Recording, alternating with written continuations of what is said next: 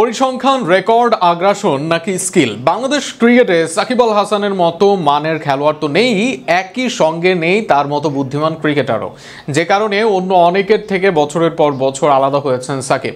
এমনকি জাতীয় দলের বাইরে থেকেও ফ্রাঞ্চাইজি ক্রিকেটে বর্তমানে সাকিবের চাহিদা শীর্ষে। কেন সাকিব আলাদা অন্যদের থেকে, তা নিয়ে থাকছে প্রতিবেদন।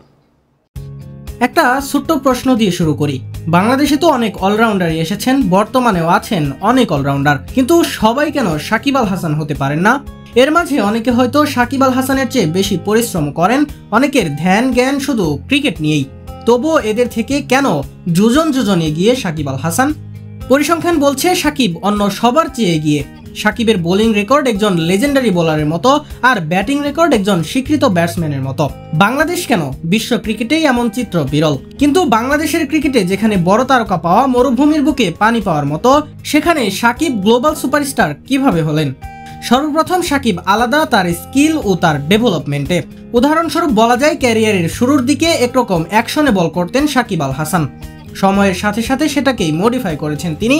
শুরুর দিকে বড় বড় টার্ন আদায় করতেন। মডার্ন ডে ক্রিকেটে সাকিব আর অল্ড স্কুল বোলিং করলেন না, শিখলেন আর্ম বল, একই সাথে আটোসাটো বোলিং ও ভ্যারিয়েশন।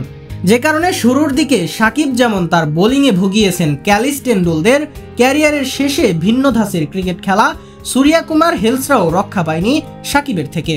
একই সত্য ব্যাটিংয়ের জন্যও। শুরুর দিকে ব্যাকলিফটে ব্যাটিং করতেন সাকিব, খেলার চেষ্টা করতেন সিঙ্গেল। মডার্ন ডে ক্রিকেটে সাকিব ব্যাকলিফট পরিবর্তন করেন গার্ড পজিশনে পরিবর্তন, যে কারণে শেষের দিকে অধিক বাউন্ডারি মারতে সাবলীল দেখা গিয়েছে এই অলরাউন্ডারকে। স্কিলের সাথে সাথে নিজের বুদ্ধিমত্তাও সাকিব ব্যবহার করেন নিয়মিত। সাকিবের ক্রিকেটীয় মেধা ধারালো, ফিল্ড সেটআপ অনুসারে বল করতে পারেন। বোলিংয়ে আছে কয়েকটি প্ল্যান, ব্যাট হাতে সাকিব জানেন কখন কাকে টার্গেট করতে হবে, কার বলে রান আদায় করতে হবে, যে কারণে প্রতিকূল কন্ডিশনেও সফল ক্রিকেটারের নাম সাকিব আল হাসান। অ্যাগ্রেশন অন্য অনেকের জন্য কাজ না করলেও সাকিবের জন্য করেছে শতভাগ, কেননা মানুষের কথায় খুব কম প্রভাবিত হয়েছেন তিনি, কিন্তু তার অ্যাগ্রেশন প্রভাবিত করেছে অনেককে। একই সাথে সাহসের ব্যবহারেও সফল এই অলরাউন্ডার। প্র্যাকটিসে সাকিব আল হাসান সেটাই চেষ্টা করেন যেটা তিনি ম্যাচে কাজে লাগাতে চান, যে কারণে ম্যাচ বা টুর্নামেন্ট ভেদে তাকে আলাদা ধরনের প্ল্যান করতে দেখা গিয়েছে বোলিং ও ব্যাটিংয়ে।